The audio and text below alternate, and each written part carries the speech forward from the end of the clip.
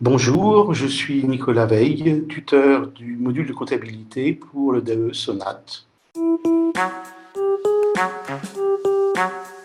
Vous allez pouvoir aborder les notions de base des enregistrements comptables, à la fois sur les opérations courantes, c'est-à-dire enregistrement de factures, de vente ou d'achat, le fait d'avoir des déclarations de TVA, s'occuper un petit peu des bulletins de paye, voir un petit peu les travaux d'inventaire et tout ça de façon, je dirais, légèrement survolée, de façon à ce que vous puissiez comprendre les notions de base. Les compétences développées dans le cadre de ce module de comptabilité, c'est de pouvoir comprendre les enregistrements comptables pour une entreprise. Le module de comptabilité vous permet d'accéder à différentes missions, aux différents emplois futurs. Vous pouvez aller de la situation de créer votre propre entreprise et donc vous avez besoin de faire des écritures comptables et de suivre ce qu'on enregistre pour vous.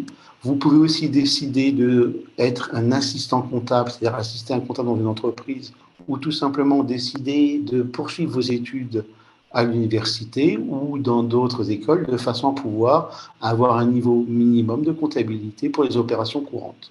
Toute entreprise a besoin de comptables pour enregistrer ses mouvements. Donc, c'est un métier d'avenir qui continuera à exister quoi qu'il arrive. Le prérequis nécessaire pour aborder ce module, c'est des connaissances de mathématiques, c'est-à-dire qu'il ne faut pas avoir peur des données chiffrées. Une fois que vous n'avez pas peur des données chiffrées, la comptabilité n'est qu'un langage parmi d'autres et il faut avoir envie et trouver un intérêt à faire de la comptabilité.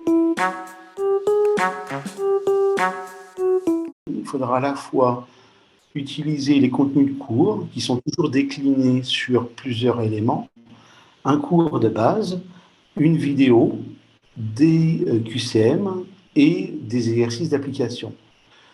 Pour pouvoir aborder sereinement l'ensemble de ce processus, il va falloir à la fois lire les cours, en même temps poser des questions à votre tuteur de façon à ce qu'il puisse vous aiguiller au mieux et ne pas avoir peur de refaire les exercices plusieurs fois de façon à vérifier si vous avez bien compris le contenu du cours et des exercices. Les moyens pour pouvoir communiquer avec le tuteur sont doubles. Vous avez premièrement le forum qui vous permet d'aborder des sujets, des thématiques et qui est ouvert à l'ensemble des utilisateurs de la plateforme. Et dans un deuxième lieu, vous pouvez me poser des questions en privé via une communication, un email privé, de façon à pouvoir plus facilement avoir des réponses précises.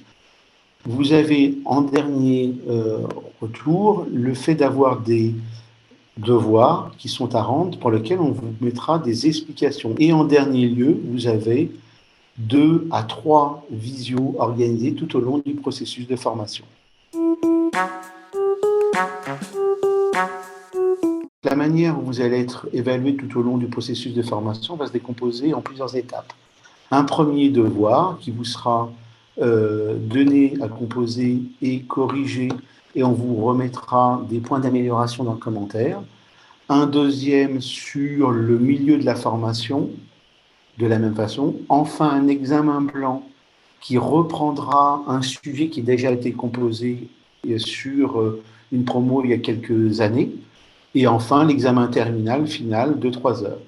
Dans le cadre de l'examen final, le format de l'examen est décomposé en 3 parties. Vous avez une première partie sous forme de QCM qui prend les questions qui vous ont été posées tout au long de la formation. Et après, vous avez 2 exercices d'application qui auront comme lien 2 parties du programme distinctes. On est en train de vous apprendre un nouveau langage que vous n'aviez pas l'habitude d'utiliser. Donc, c'est effectivement déstabilisant au départ. Néanmoins, vous avez ce qu'on appelle le plan comptable général que vous avez le droit d'utiliser qui récapitule l'ensemble des numéros de compte qu'on utilise en enregistrement comptable. Le plus dur dans le dispositif du DAE Sonate, c'est de se retrouver seul face à une copie blanche. On est là pour vous orienter, pour vous aider. Parfois, on peut ne pas avoir le temps tout de suite de vous répondre. Donc, laissez simplement le temps à vos tuteurs de formuler une réponse de façon à ce que vous soyez rassuré dans votre dispositif de formation. C'est l'échange avec vous qui va faire la richesse de la formation. S'il n'y a pas d'échange avec le tuteur, vous verrez que à la fois le tuteur et vous-même, vous serez spoliés, vous aurez l'impression d'être un peu insatisfait. Donc c'est vraiment une interaction entre nous qui fait la réussite de la formation.